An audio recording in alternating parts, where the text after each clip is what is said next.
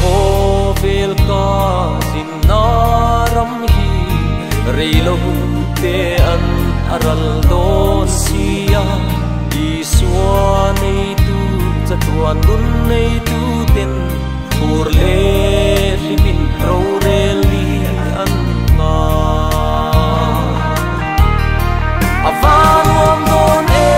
van lal run nuam chu lungai mang an om to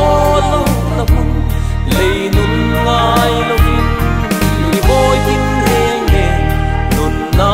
lal kum kan kum anga avan wam don e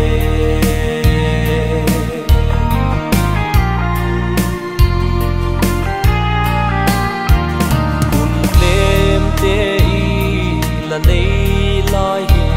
kun liam tu chui khirin buai lo la malam khira kun na lal kum i san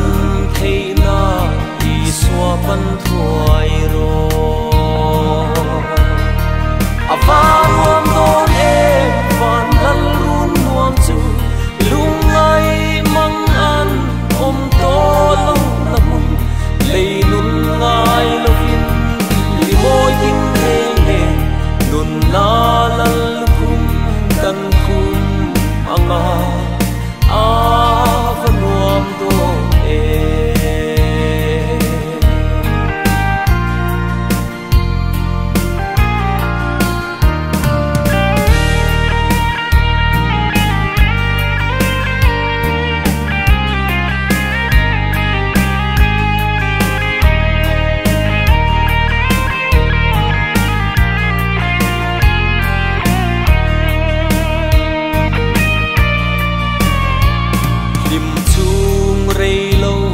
vel lim na hi zong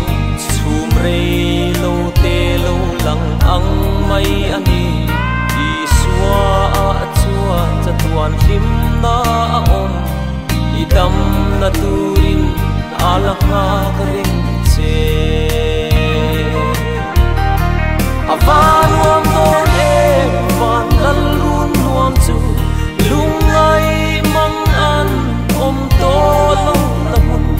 lei nun ngai lo vin li boy tin reng ne nun na lal kum kan kum anga avan wam do e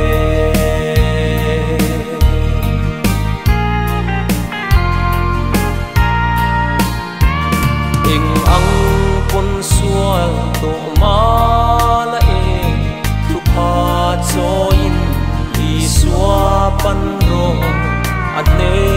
ni pan hun akak ring asin